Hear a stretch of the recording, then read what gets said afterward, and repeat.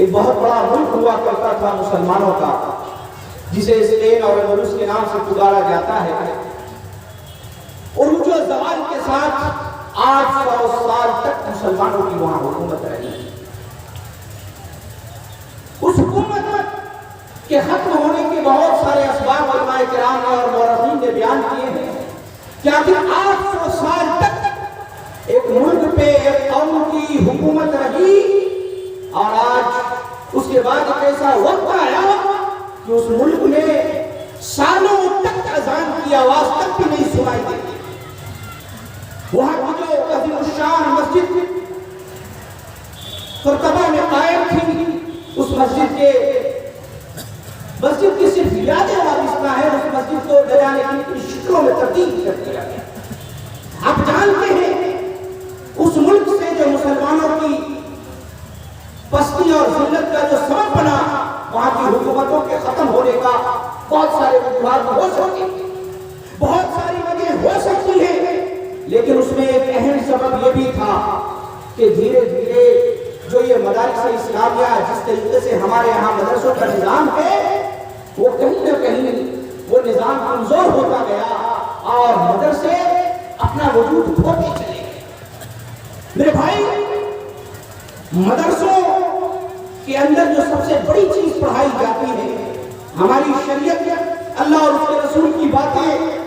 کتاب اللہ، سنت رسول اللہ، فقہ اور اصول فقہ، حدیث اور اصول حدیث اور اصول تفسیر اور دیگر جتنے بھی مواد پڑھائے جاتے ہیں، ان کے ساتھ ساتھ ان مدارس کے اندر تاریخ اسلام بھی پڑھایا جاتا ہے۔ اور دین کے دشمن یہ جانتے ہیں یہ مدارس اگر زندہ رہیں گے تو یہاں پڑھنے والے طلبہ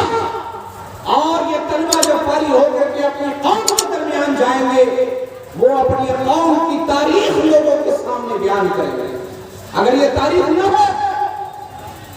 تو یہ فتح پور سکری، یہ چار مینار، یہ تاج محل،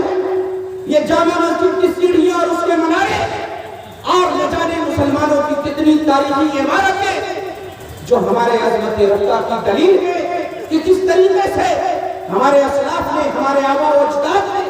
اس ملک کو سینچا، سوارا، نکھارا اور اس کو بام عروج تک پہنچایا۔ ہم اس تاریخ سے ناواقف رہیں گے۔ آج تاریخ تبدیل کرنے کی کوشش کی جا رہی ہے۔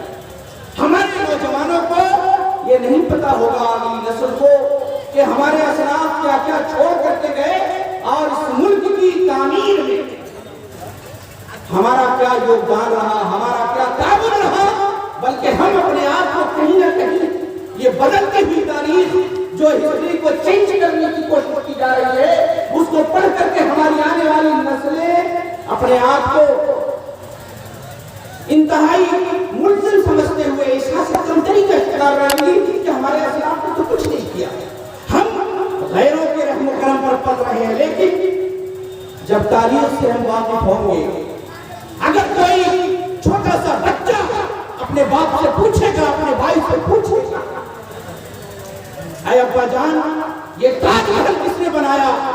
یہ لال قلعہ کس کا بنایا ہوا ہے، یہ جامع مسجد کا بانی کون ہے، یہ قطب مینار کس نے بنایا،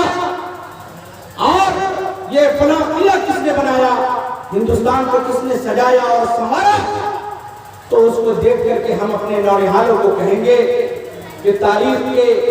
عظیم المرتبت وہ فلاں بادشاہ اور فلاں نے اس کی تعمیر کی، ہم بھی کبھی اس ملک کے سیاہ و سفید کے مالک ہوا کرتے تھے،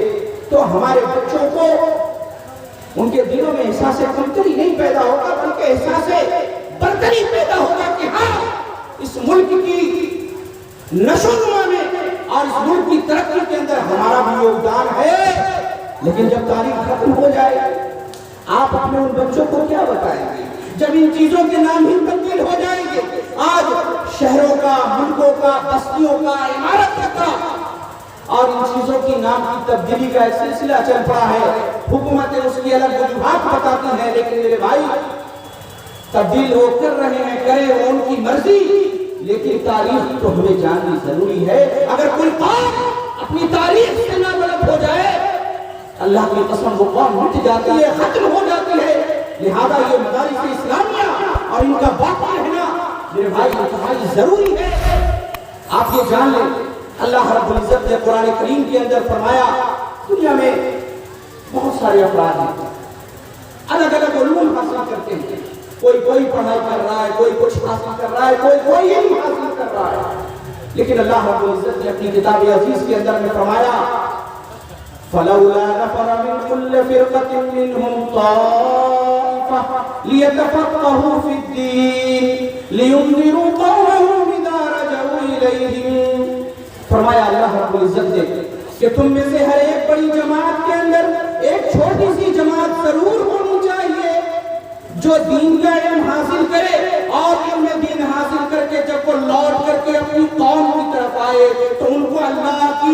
اللہ کے عذاب اور اس کے خوف سے ڈرائے۔ خلاصہ یہ کہ اللہ رب العزت کا حکم ہے کہ ہر بڑی جماعت میں ایک چھوٹی سی جماعت ہونی چاہیے، اور اسی